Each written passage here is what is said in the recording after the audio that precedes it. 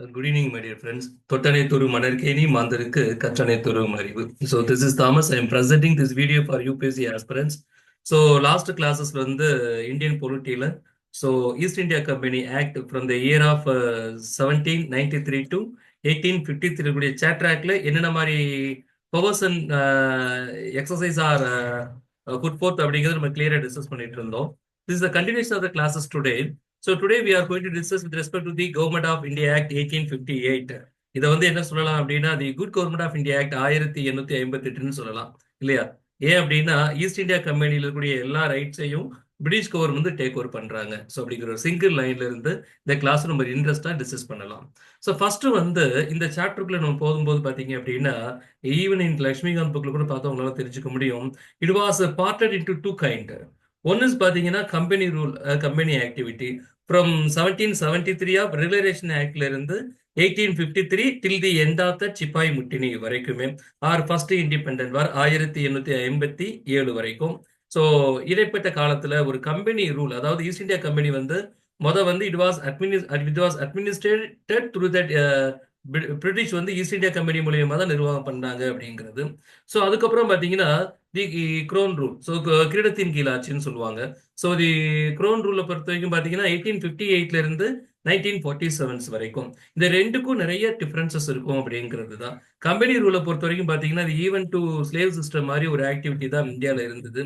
But grown ரூலை பொறுத்த வரைக்கும் பாத்தீங்கன்னா it's a kind of legislature அப்படிங்கிறது தான். So I want to recall some of the fact from my previous classes. So என்னெல்லாம் பாத்தீங்க அப்படின்னா நம்ம எல்லாருக்குமே தெரியும் 1773ல வந்து ரெகுலரேஷன் ஆக்ட் கிரியேட் பண்ணோம். ஸோ இது என்ன பாத்தீங்கன்னா first regulation act has been prohibited. யார் ப்ரொஹிபிட் பண்ணது அப்படின்னு பாத்தீங்க அப்படின்னா prohibited the private trade into that territory side of India அப்படிங்கிறது தான். இப்போ இந்தியாவில் வந்து கிட்டத்தட்ட பாத்தீங்க அப்படின்னா ஸோ டெரிட்டரியல் சைட்ஸ் நம்ம சொல்றோம் இல்லையா? இப்போ ஈஸ்ட் இந்தியா கம்பெனி மூலமா தான் அந்த கமாடிட்டி சேல் பண்ணும். எனி சச் பிரைவேட், அது ஈஸ்ட் இந்தியா கம்பெனி சர்வெண்டா இருக்கட்டும் ஆர் எனி மெம்பர்ஸ், ஸோ அவங்க வந்து பிரைவேட்டா எதையும் அங்கே ட்ரேட் பண்ண முடியாது அப்படிங்கறத ப்ரொஹிபிட் பண்றாங்க அப்படிங்கிறது. ஸோ டூரிங் தட் பீரியட் பாத்தீங்கன்னா வாரன் ஹாஸ்டிங் தான் அன்னைக்கு வந்து கவர்னர் ஜெனரல் ஆஃப் பெங்காலா இருந்தாரு நம்ம தெரியும். ஏன்னா அன்னைக்கு என்ன நடந்தது அப்படின்னா 1773ல governor of Bengal has been redesigned or designated as the governor general of Bengal. So he is the full charge of the governor of Madras and governor of so Bombay. So already அங்கே ஒரு கவர்னர் இருந்தாலுமே இவருக்கு தாங்க என்ன உண்டுங்க, ஃபுல் ரெஸ்பான்சிபிலிட்டி உண்டுங்கிறத நம்ம discuss பண்றோம் so previous கிளாஸஸ்ல. So அதே மாதிரி பார்த்தீங்கன்னா 1793 திட் இஸ் தி 1793 இதுதான் ஃபர்ஸ்ட் சார்ட்டர் ஆக்ட். இந்த சார்ட்டர் ஆக்ட்ல வந்து பாத்தீங்கன்னா Cornwallis the lord. So governor general of governor general எனக்கு யாருன்னு பாத்தீங்கன்னா காரன் வாலிஸ். ஸோ இங்க என்ன ஒரு ஹைலைட்டான விஷயம் பாத்தீங்க அப்படின்னா so enter that monopoly activity of the trade by that east India company. East India கம்பெனிக்கு கொடுக்கப்பட்ட மோனோபோலி, ஒரு சுதந்திரமான ஒரு சர்வாதிகாரி சுதந்திரமான ஒரு ட்ரேட் பர்பஸை வந்து என்ன பண்றோம் அப்படின்னா கொஞ்சம் ரெஸ்ட்ரிக்ட் பண்றாங்க 1793 கிரியேட் பண்ணக்கூடிய ஒரு சார்ட்டர் ஆக்ட் மூலியமா. ஒவ்வொரு சார்ட்டர் ஆக்ட்லயும் நிறைய விஷயங்கள் டிஸ்கஸ் பண்ணியிருப்போம். அதை கொஞ்சம் திரும்ப ப்ரீவியஸ் வீடியோ கொஞ்சம் யூடியூப்ல இருக்கும், கொஞ்சம் லிசன் பண்ணுங்க. ஸோ அதே மாதிரி பாத்தீங்கன்னா 1813 1813 பொறுத்த வரைக்கும் லார்ட் மின்டோ. ஸோ இங்க என்ன ஹைலைட்டான விஷயம் பாத்தீங்கன்னா enter the monopoly trade except T. So monopoly ட்ரேடை வந்து இங்க என்ன பண்றோம்னா ரெஸ்ட்ரிக்ட் பண்றோம் 1813ல. இங்க Lord Minto that governor general. இப்போ இருக்கக்கூடிய கவர்னர் ஜெனரல் எல்லாமே கவர்னர் ஜெனரல் ஆஃப் பெங்கால் தான். முதல்ல governor of Bombay, governor of Madras, governor of Bengal, governor of Agra, governor of பீகார்னு சொல்லி இருக்கக்கூடிய பிரின்ஸ்லி அண்ட் ப்ரொவின்சியல் சைட்ஸுக்கு ஒரு கவர்னர் அப்பாயின்மெண்ட் பண்றாங்க. நான் உங்களுக்கு போன கிளாஸ் ரொம்ப தெளிவா டிஸ்கஸ் பண்ணியிருந்தேன். என்னன்னு பாத்தீங்கன்னா சார்ட்டர் அப்படின்னா இனிஷியேட் பண்ணும்போது அவங்க எதை இனிஷியேட் பண்றாங்க அப்படின்னா ரைசிங் ஆர்மி, அதே மாதிரினா வேக் வார், அதே மாதிரி பாத்தீங்கன்னா ஒரு ஒரு இடத்துல டெரிட்டரி சைட்ல ஆட்சி அமைக்கிறது அப்படிங்கிறது தான் இல்லையா? சோ இந்த மாதிரி ஆக்டிவிட்டி தான் ஆரம்ப காலத்துல அவங்க பண்ணிட்டு இருந்தாங்க. இதைத்தான் அவங்க என்ன சொல்றாங்க அப்படின்னா it's a kind of charter அப்படின்னு சொல்லி. So raising army and wage war, அதே மாதிரி பாத்தீங்கன்னா கன்கொயர்டு டெரிட்டரிஸ், அதாவது டெரிட்டரிஸ்ல ஆட்சி அமைக்கிறது. இதுதான் சார்ட்டரோட ஃபர்ஸ்ட் ப்ரிஃபரன்ஸாவே இருக்கு இல்ல? இந்த இலைமறைக்காய்ன்னு சொல்லும் போது வெளியில ட்ரேடை காட்டிட்டு உள்ள இவ்வளவு சட்டங்கள், அதுல நிறைய ரெஸ்ட்ரிக்ஷன்ஸ் இருக்குன்னு பாக்குறோம். இதெல்லாம் மெல்ல மெல்ல கொஞ்சம் ரெடியூஸ் பண்ணி ஃபுல் அண்ட் ஃபுல் வந்து ஈஸ்ட் இந்தியா கம்பெனியை வந்து பியூர்லி அட்மினிஸ்ட்ரேட்டிவ் பாடியாகவும் எக்கனாமிக்கல் பாடியாகவும் பொலிட்டிக்கல் பாடியாகவும் அதை ஃபார்ம் பண்றதா நம்ம சார்ட்டர் ஆக்ட் டிஸ்கஸ் பண்ணியிருந்தோம். அதே மாதிரி 1833 சார்ட்டர் ஆக்ட்ல பாத்தீங்க அப்படின்னா so the Lord William Penting, so he has designed as that Governor General of India so 1833 சாட்ராக்ட் மூலியமா ஒரு சென்ட்ரலைஸ்டு இந்தியாவோட அட்மினிஸ்ட்ரேஷனை கிரியேட் பண்ணாங்க அப்படிங்கிறது தான். அதே மாதிரி it has been enter that commercial body of that east India company. East India கம்பெனியை பொறுத்த வரைக்கும் நம்ம பிட்ஸ் இந்தியா ஆக்ட் 1784 சொல்லுவோம். Court of director, board of control, ரெண்டு ஈஸ்ட் இந்தியா கம்பெனியில ரெண்டு டைப் ஆஃப் ஆர்கனைசேஷன்ல அதை ஃபங்க்ஷன் பண்ணிட்டு இருப்பாங்க. It's a kind of dual system of the administration or dual system of the கவர்மெண்ட்னே நம்ம சொல்லலாம். இந்த சிஸ்டம்ஸ் வந்து இதுல கமர்ஷியல் பாடி வந்து இது had been restricted by that government of sorry charter act 1833 1833 create பண்ண சார்ட்டர் ஆக்ட் மூலியமா அதை ப்ரொஹிபிட்டர் என்டர் பண்றோம். அதே மாதிரி 1853 நம்ம என்ன சொன்னோம் அப்படின்னா செப்பரேஷன் ஆஃப் தி பவர்ஸ் நம்ம சொன்னோம். செப்பரேஷன் ஆஃப் பவர்ஸ் சொல்லும் போது பாத்தீங்கன்னா இது இன்னும் கொஞ்சம் பெட்டரா ஐ want to discuss with you. என்னன்னு பாத்தீங்கன்னா ஆரம்பத்துல வரும்போது ஈஸ்ட் இந்தியா கம்பெனிக்கு வந்து எக்ஸிக்யூட்டிவ் ரைட்ஸ் மட்டும் தான் கிடைச்சது. இது எப்போ 1765 இல்லையா, அலகாபாத் ட்ரீட்டி. அலகாபாத் ட்ரீட்டி அப்படின்னு சொல்லாலே நமக்கு என்ன டிஸ்கஸ் பண்ண வேண்டியிருக்கு அப்படின்னா so Buxar, battle of Buxar. Battle of Buxar 1764 யாருக்கெல்லாம் மீர் காசிம் அட் பெங்கால் அண்ட் அபாத் நவாப் வந்து ஷா உத்தவ்லா. அதே மாதிரி பாத்தீங்கன்னா ஸோ முகமதோட பீரியட்ல வந்து பாத்தீங்க அப்படின்னா ஸோ ஆலம் ஷா, ஸோ ஆலம் ஷா. ஸோ இப்போ இந்த மூணு பேரும் ஒரு கம்பைன்ட் ஒரு பேட்டிலாப்ல வந்து என்ன பண்றாங்கன்னா பிரிட்டிஷ் கவர்மெண்ட் அகைன்ஸ்ட் பண்ணி ஸோ அதுல அவங்க தோத்துரும். ஸோ அதனால அலகாபாத் ட்ரீட் மூலியமா collecting the diwani revenue tax from that local residents of that natural fifth odd principal states. The east India company the power has been spreaded to that. So power அவங்களுக்கு போகுது. இது வரைக்கும் Mir Qasim, so nawab of Bengal nawab and so Awadh nawab. அதே மாதிரி பார்த்தீங்கன்னா Shah, so அதே மாதிரி ஷா நல்ல பேர் அவர் Shah I think nice name, டக்குன்னு எனக்கு ஞாபகம் வரல. ஸோ சொல்லிடுறேன், அதையும் பார்த்தே நான் உங்களுக்கு சொல்லிடுறேன். ரொம்ப நாள் ஆச்சு, டக்குன்னு ஞாபகம் வரல. யா அபாத் நவாப், சீஷா உத்தவ்லா, முகலாய பேரரசு வந்து ஆலம் ஷா 2. ஸோ அப்போ இந்த டிசிஷன்ல வந்து நம்ம வந்து பக்சார் வார டிஸ்கஸ் பண்ணிட்டு இருந்தோம். ஸோ இப்போ இதுல இருந்து வரக்கூடிய நிறைய பேக்ட் வந்து கவர்மெண்ட் மக்கள் மனசத்துல நிறைய விஷயங்கள் வந்து நிறைய என்ன சொல்றது ஒரு ஆக்ரோஷத்துல வெள்ளம் வச்சுக்கிட்டே இருக்கு. அது எல்லாம் சேர்ந்துதான் 1858 சிப்பாய் முட்டினே அது அரைஸ் ஆகுது அப்படிங்கிறது தான்.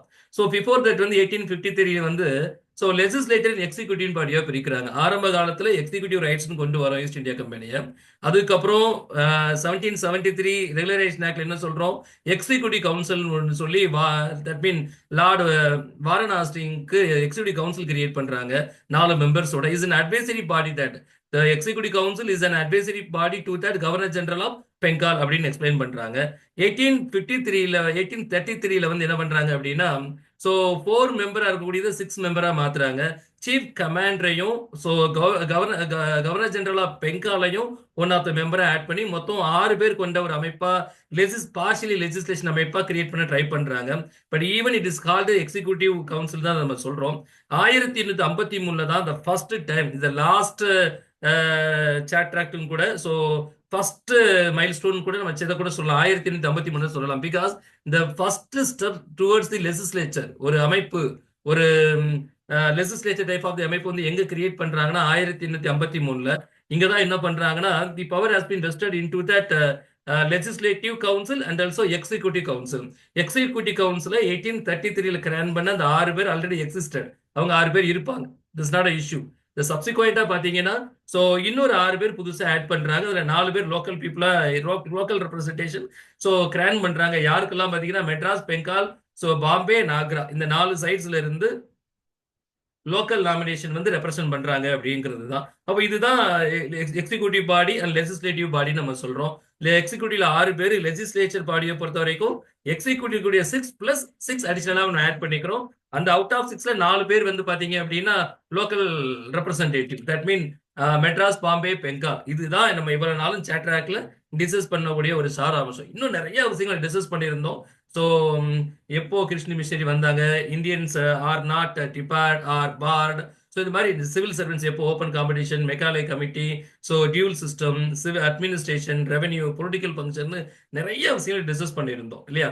ஸோ சாட்ராக். ஸோ இப்போ இந்த காலகட்டங்களில் பார்த்தீங்க அப்படின்னா இன்னொரு kind of that I want to discuss with you. இன்னொரு ஆங்கிள் பார்த்தீங்கன்னா ஒரு பக்கம் எக்ஸிகியூட்டிவ் பாடி ஸ்ட்ரக்சர் வந்து is a kind of legislature ஸ்ட்ரக்சரா மாறிக்கிட்டு இருக்கு. அதே நேரத்துல ஸோ இந்தியாவில் பார்த்தீங்க அப்படின்னா ஸோ பிளாசி போர், பக்சார் போர், மைசூர் போர் அண்ட் மராத்தா போர், battle of Maratha and battle of Karnataka and revolt of Vellore. So Vellore கிளர்ச்சி கேள்விப்பட்டிருப்பீங்கன்னு நினைக்கிறேன், 1806. இந்த மாதிரி மிகப்பெரிய ஒரு அடக்குமுறையான ஒரு விஷயங்களும் அராஜகமான விஷயங்களும் இன்னொரு பக்கம் அரங்கேறிக்கிட்டே இருக்கு. மக்களுக்கு ஒண்ணுமே புரியல. ஒரு பக்கம் ஆட்சி அதிகாரம் கையில இருந்து பறி போகுது, இன்னொரு பக்கம் இவங்க ரூல்ஸ் அண்ட் ரெகுலேஷன் போட்டு ரொம்ப ஸ்ட்ரிக்ட் பண்றாங்க. இதோடைய ரிசல்ட் அவுட் இம்பாக்ட் தான் என்ன சொல்றோம் அப்படின்னா சிப்பாய் முட்டினி. சிப்பாய் முட்டினியை பொறுத்த வரைக்கும் பாத்தீங்க அப்படின்னா ஒவ்வொரு சிப்பாய்களும் சிப்பாய்களா தலைமை ஏற்று ஒரு ஒரு ஒரு பேட்டில் ஆஃப் கிரியேட் பண்ணதுதான் இந்த சிப்பாய் முட்டினி நம்ம சொல்றோம். ஸோ இந்த மெயின் கான்சிக்வன்ஸ், இந்த கான்சிக்வன்ஸ்ல தான் ஸோ இந்த வடிவேல் சொல்லுவார் இல்லையா, இல்ல என்னமாங்க சத்தம்னு கேட்கறது போல இங்க கொடுக்குற இந்த பேட்டில் ஆஃப் சிப்பாய் வந்து பாத்தீங்கன்னா பிரிட்டிஷ் கவர்மெண்டே கம் டு லுக்கிங் அவுட், அதை கவனிக்க வச்சது. ஸோ அப்படி கவனிக்க வச்சு பிரிட்டிஷ் கவர்மெண்ட் இந்திய மக்களுக்காக கிரியேட் பண்ணதான் government of India act of 1858. இது வரைக்கும் அவங்க கிரியேட் பண்ண சட்டங்கள் எல்லாமே ஈஸ்ட் இந்தியா கம்பெனியோட ரெகுலரேஷனை டிபெண்ட் பண்ணி தான் மேக்ஸிமம் இருந்தது. 85% வந்து is depends upon the east India company so structure and organisation. The very first time the British parliament pass that bill with respect to that government of India, இந்திய மக்களுக்காக ஏற்படுத்தப்பட்ட ஒரு நல்ல சட்டம். அதனாலதான் இந்த good government of India act கூட நம்ம சொல்லலாம் அப்படின்னு சொல்றோம். ஏன் அந்த good government of India act சொல்றோம் அப்படின்னா சோ முதல்ல இந்த இந்த இது பேர் விக்டோரியா மகாராணியுடைய பேரறிக்கைன்னு சொல்லலாம். அந்த அறிக்கையே பாத்தீங்கன்னா இளவரசர்கள், தலைவர்கள் மற்றும் இந்திய மக்கள், இதுதான். So princes and leaders and also people of India. So இந்திய மக்கள் இந்த அனைவருக்குமாக ஒரு அறிக்கை. என்ன அறிக்கை அப்படி பாத்தீங்கன்னா ரொம்ப சிம்பிளா நம்ம டிஸ்கஸ் பண்ணிடலாம். ஸோ என்ன சொல்றாங்க அப்படின்னா இனிமேல் British government or British aided through the east India company மூலியமா நாங்க வந்து ஆக்கிரமிப்பு கண்டிப்பா செய்ய மாட்டோம்னு சொல்லிட்டாங்க. ஈஸ்ட் இந்தியா சிஸ்டம் வந்து ஃபுல்லா நாங்க வந்து என்டர் பண்ணிட்டு East India administration entirely taken over by that British government. So டைரக்டா நாங்களே எடுத்துக்கிறோம் அப்படிங்கிறாங்க. ஆக்கிரமிப்பு செய்ய மாட்டோம்னு சொல்லிட்டாங்க. அதே மாதிரி பாத்தீங்கன்னா நீதி வலுவாத ஒரு அரசாங்கத்தை நாங்க கேரண்டியா கிராண்ட் பண்ணுவோம்னு சொல்றாங்க. சமய விஷயத்துல நாங்க நடுநிலை மெயின்டைன் பண்ணுவோம். ஏன்னா இந்தியாவில வந்து பாத்தீங்கன்னா multi type of race and multi type of religions இருக்கிறதுனால நாங்க வந்து ஒரு சமநிலையான ஒரு நிலையை நாங்க வந்து மெயின்டைன் பண்ணுவோம் அப்படின்னு சொல்றாங்க. அதே மாதிரி பாத்தீங்கன்னா இனிமேல் போர் புரிவதில்லை. சாப்டர்னு சொல்லும் போது நான் உங்களுக்கு என்ன சொல்லி கொடுத்தேன், சாப்டர் அப்படின்னு சொன்னாலே உங்களுக்கு எல்லாம் சாப்டர் 1, சாப்டர் 2, சாப்டர் 3, சாப்டர் 4 ஞாபகம் வரலாம் இல்ல. 1793, 1813, 1833, 1853. என்ன பொறுத்தவரைக்கும் சாப்டர் அப்படின்னா அவருடைய உள்நோக்கம் பாத்தீங்கன்னா so rising war and rising வார்னா rising army.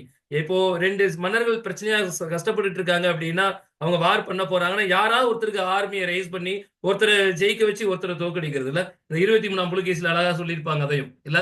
So likewise so racing army பயன்படுத்தினாங்க.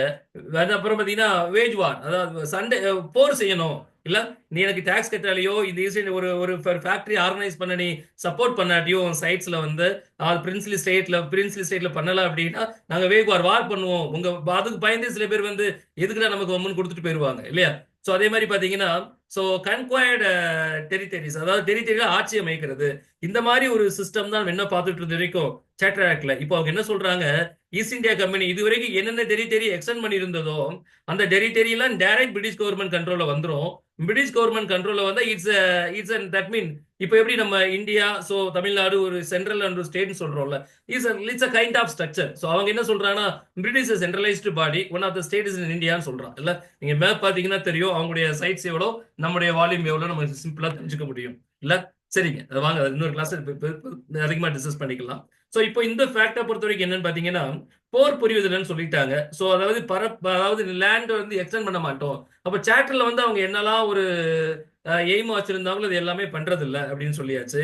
கவர்மெண்ட் ஜாப், அதாவது லோக்கல் ரெசிடென்ஸ் இந்தியர்களுக்கு சோ பிரிட்டிஷ் கவர்மெண்ட்ல முன்னுரிமை கொடுக்கப்படும். நிறைய சிவில் சர்வெண்ட் போஸ்ட கிரியேட் பண்ணிருக்காங்க.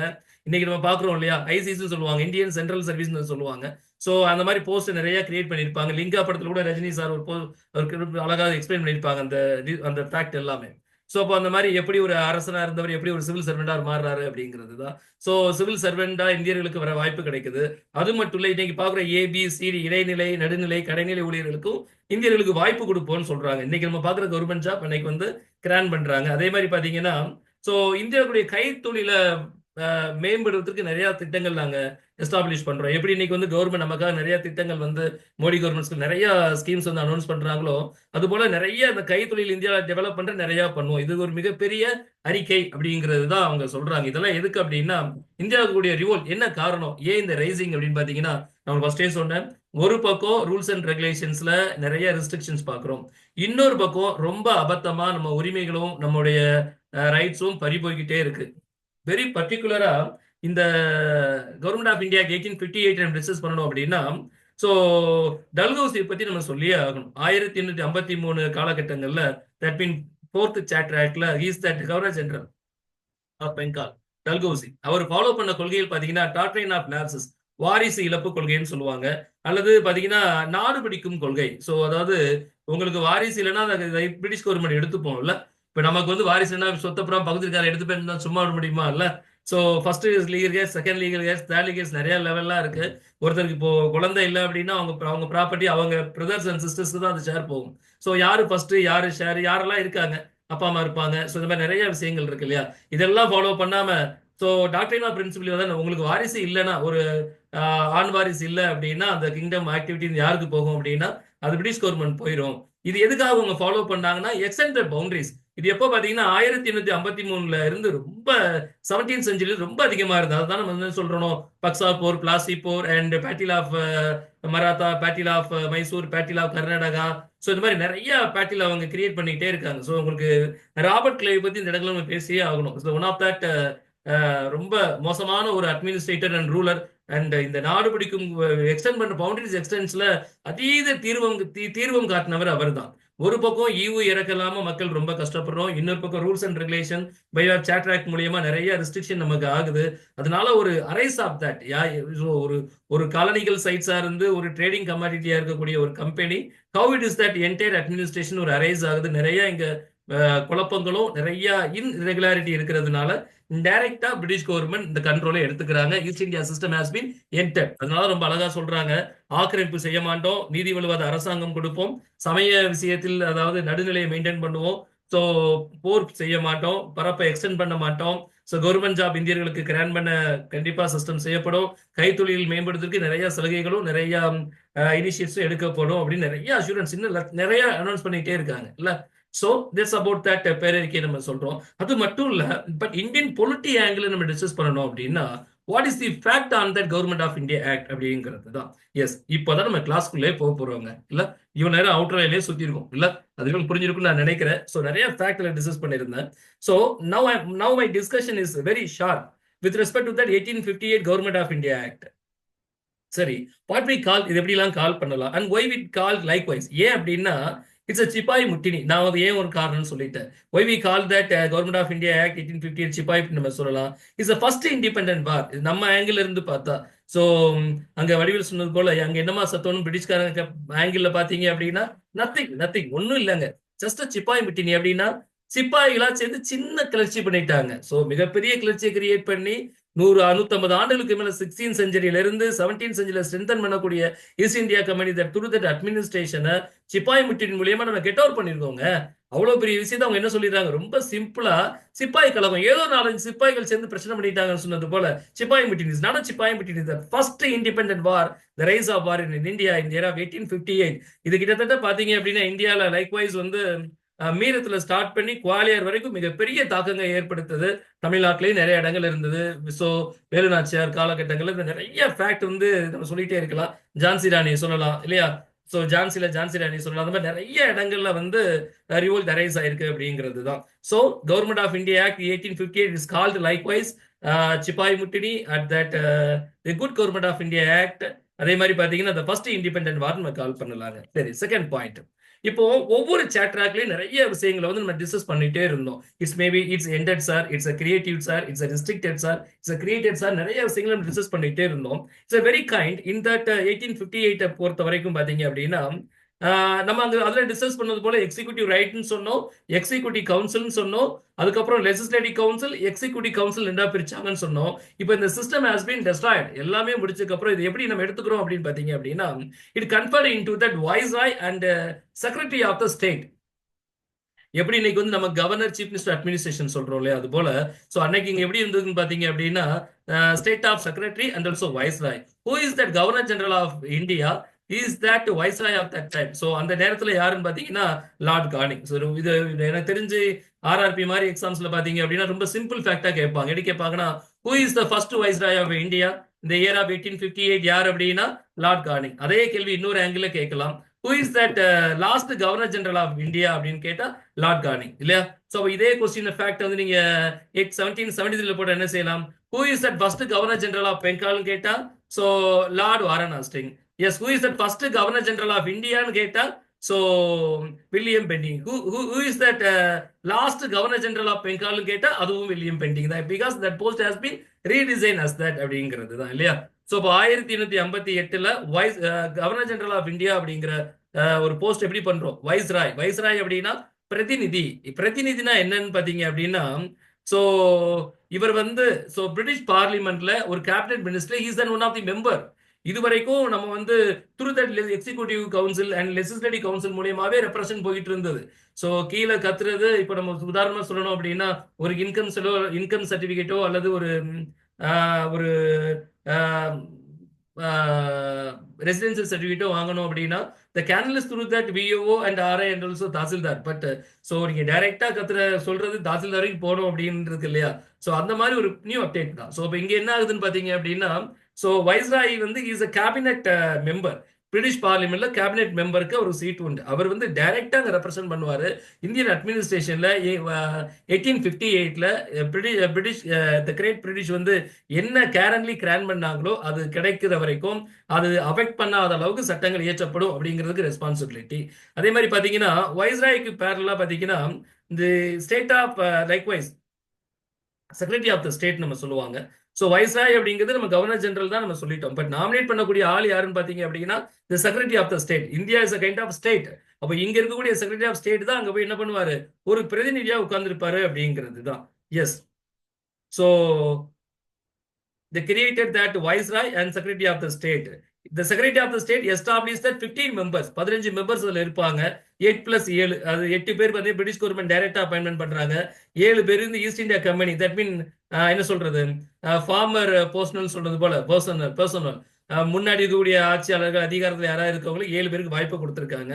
இதுல வருந்தத்தக்க விஷயம் என்னன்னு பாத்தீங்கன்னா, இந்த செக்ரட்டரி ஆஃப் ஸ்டேட்னு ஒரு போஸ்டிங் சொல்றோம் இல்லையா, the name is lord Stanley. He is the first secretary of the state அப்படின்னு கேட்டா லார்ட் ஸ்டான்லி. ஸோ இந்த அவையில வந்து பாத்தீங்கன்னா is chairman. Who is that secretary of the state, he is also chairman. அவர் தான் அங்க சேர்மனா இருப்பாரு. ஸோ இவர் தான் என்ன பண்ணுவார், பிரிட்டிஷ் பார்லிமெண்ட்ல ஒரு அரச பிரதிநிதிவா நமக்காக போய் உட்கார்ந்து நமக்கு என்ன வேணுங்கிறத பண்ணுவாரு. இந்தியாவில் கூடிய என்டையர் அட்மினிஸ்ட்ரேஷன் யார் பாப்பா அப்படின்னா வைஸ்ராய் இல்லையா. சரிங்க. ஸோ அதே மாதிரி பாத்தீங்க அப்படின்னா ஸோ இந்த 15 மெம்பர்ஸ்ல ஒருத்தர் கூட இந்தியர்களுக்கு வாய்ப்பு இல்லை. இது ஒரு பெரிய டிராபேக்கா பாக்குறோம். அதே மாதிரி பாத்தீங்கன்னா இந்த secretary of the state is that member of that cabinet of that Britain. So Britain great பிரிட்டன்ல இவர் தான் மெம்பரா இருப்பார். அது மட்டும் இல்ல, இந்த கவுன்சில் ஆஃப் த செக்ரட்டரி சொல்றோம் இல்லையா, is an advisory body to that secretary of the state. அவருக்கு ஒரு அட்வைசரி பாடியாவும் எக்ஸிக்யூட் பண்ணிருக்காங்க. ஸோ அதே மாதிரி பாத்தீங்கன்னா the assets of the east India company were transfer to the British government. டைரக்டா பிரிட்டிஷ் கவர்மெண்ட்டுக்கு டிரான்ஸ்ஃபர் பண்ணியாச்சு அப்படிங்கிறது தான். ஸோ இந்த கவர்மெண்ட் ஆஃப் ஆக்ட் இந்தியா 1858ல எப்போ கிரியேட் பண்ணாங்க அப்படின்னா 2 ஆகஸ்ட் 1858ல government of India, government of act India has been created for India அப்படிங்கிறது தான். So these are some fact with respect to that government of India act. Some of the highlights என்னன்னு பாத்தீங்கன்னா, what are the alternate name with respect to the Government of India Act? First fact. Second fact. So what are the separation பாத்தீங்கன்னா, see the system has been redesigned as that Governor General of India has been Viceroy, and also the system has been empowered and created that Secretary of the State. The Secretary of the State is Lord, the first name is Lord Stanley. The Secretary of the State has the council with the capable of 12 members. The 12 members பாத்தீங்கன்னா among 12 members, 8 members has been appointed through the Great Britain. So rest of that 7 member has been nominated through that former personnel into that East India Company அப்படிங்கிறது தான். So in the Council of Secretaries and the advisory body to that Secretary of the State, the Secretary of the State as the person with respect to that cabinet provision into that Parliament of that Britain அப்படிங்கிறது தான் இல்லையா. So இந்த மாதிரி ஒரு ஃபேக்டான இப்போ இதுல இருந்து என்ன புரிஞ்சுக்க முடியுது அப்படின்னா, இப்போ வந்து என்டையரா ஒரு த்ரூவஸ்ட் ஒரு என்ன சொல்றது, ஒரு லெஜிஸ்லேச்சர் பாடி மாதிரி கிரியேட் பண்ணியாச்சு. இப்போ வந்து இந்தியா வந்து ஆஃப் ஸ்டேட்டும் சென்ட்ரல் கவர்மெண்ட் பிரிட்டிஷ் கவர்மெண்ட் மாதிரியும். ஸோ இப்போ ஒரு ஃபங்க்ஷனை கிரியேட் பண்ணிட்டாங்க. இதுக்கப்புறம் வரக்கூடிய கவுன்சில் ஆக்ட்ல பாத்தீங்கன்னா 1861 அண்ட் 1892 அதுக்கப்புறம் 1909ல பாத்தீங்க அப்படின்னா நம்ம இருக்கக்கூடிய இந்த Madras, Bengal, Bombay, princely, provincial states இருக்கு இல்லையா, இவங்களுக்கு லெஜிஸ்லேச்சர்ல என்ன மாதிரி ஒரு வாய்ப்புகள் கிடைக்குது அப்படிங்கிறது தான் தி இந்தியன் கவுன்சில் ஆக்ட். அப்போ இது வரைக்கும் லெஜிஸ்லேச்சரை கிரியேட் பண்ணியாச்சு. இதுக்கப்புறம் என்ன பண்றாங்க, இந்தியன் கவுன்சில் எப்படி வந்து நம்ம மேலவே கீழவே சொல்றோம் இல்லையா, அதே மாதிரி ஸோ லோக்பால் ராஜ்யசபா சொல்றோம். ஸ்டேட்ல பொறுத்த வரைக்கும் பாத்தீங்கன்னா லெஜிஸ்லேச்சர் சொல்றோம், அல்லது ஸ்டேட் கவுன்சில் ஆஃப் ஸ்டேட் நம்ம சொல்றோம் இல்லையா. அப்போ இந்தியன் கவுன்சில் அப்படிங்கிற ஒரு ஒரு ஒரு ஒரு பிரின்ஸ்லி ஸ்டேட்ஸ்க்காக ஒரு இந்தியன் கவுன்சில் ஆக்ட் மூலியமா எப்படி கிரியேட் பண்றாங்க, எப்படி தன் ஸ்ட்ரென்த்தை எக்ஸ்டெண்ட் பண்றாங்க, ஒரு த்ரூ அவுட் தட் ஒரு அட்மினிஸ்ட்ரேஷன் லைக்வைஸ் ஒரு பொலிட்டிக்கல் அட்மினிஸ்ட்ரேஷனை ரொம்ப அழகா ப்ரூவ் பண்ணியிருப்பாங்க. இதுல மக்களுக்கு என்ன உரிமை கொடுக்கப்பட்டது, என்ன உரிமை மறுக்கப்பட்டது, என்ன உரிமை நம்ம எடுத்துக்கிட்டோம் அப்படிங்கிறது தான் ஃபேக்ட் இல்லையா. சரிங்க. So finally I want to discuss with you some of the fact with respect to that government of India act. உங்களால அந்த இந்த ஸ்கிரீன் பார்க்க முடியுதான்னு பாருங்க. I want to share once again.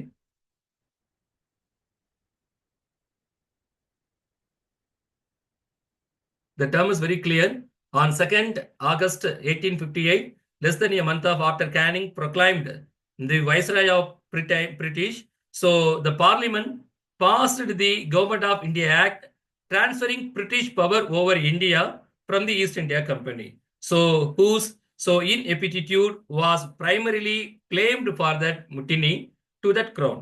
The merchant company, so residual power were vested in that Secretary of the State for India, a minister of Great Britain cabinet, who would preside over the Indian office in London, and he assisted and advised, especially in financial matters, by the Council of India, so which consisted initially 15 members, and 7 whom were elected from among the old company court of director, and 8 of whom were appointed by the crown. அப்படிங்க இதான் நம்ம discuss பண்ணிருக்கோம். So அதே மாதிரி பாத்தீங்கன்னா some of the பிரகடனம் சொல்றோம் இல்லையா, on 1st 1858 the Lord Canning announced Queen Victoria proclamation to that the princes, chiefs and people of India. The word is most important இல்ல. சோ அழகா எக்ஸ்பிளைன் பண்ணிருக்காங்க. The princes, the chief and peoples of India, which unveiled so a new British policy of that perpetual support for native princes and non-intervention in matters of the religion belief or worship within British India. The announcement reserved Dalhousie's power policy of political unification through the princely state annexation, and princes were left free to adopt any heirs they desired to long as they will serve undying allegiance to the British crown அப்படிங்கிறது தான். So this fact is very simple. So இதைத்தான் நம்ம இவ்வளவு நேரம் சுத்தி discuss பண்ணிருக்கோம் அப்படிங்கிறது தான். I hope that you can clearly understand with respect to that 1858 Government of India Act and what was it passed அப்படிங்கறத உங்களுக்கு தெளிவுபடுத்திருக்க. இதை சிம்பிளா சொல்லணும் அப்படின்னா 1773 இருந்து 1858 வரைக்கும், from the year of 1773 to 1858 வரைக்கும் என்ன சொல்றோம் அப்படின்னா company rule. Thereafter that the crown rule வந்து 1858 to 1947 வரைக்கும். So later that இதுக்கப்புறம் என்ன டிஸ்கஸ் பண்ண போறோம் அப்படின்னா the council act in India அப்படிங்கிறது தான். எஸ், இந்த வீடியோ யூடியூப்லயே லேட்டர் அப்டேட் பண்ணுவாங்க, கொஞ்சம் வீடியோ பாருங்க. அண்ட் ஒவ்வொரு வீக் எண்ட்லயும் நம்ம என்ன டிஸ்கஸ் பண்றோமோ அது ரிலேட்டடா யூபிஎஸ்சி கொஞ்சம் கொஸ்டின்ஸ்லுமே டிஸ்கஸ் பண்ணிக்கலாம். சரிங்களா? It was nice to speak with all of you, sir. Thank you, sir. Thank you so much. Good night, sir.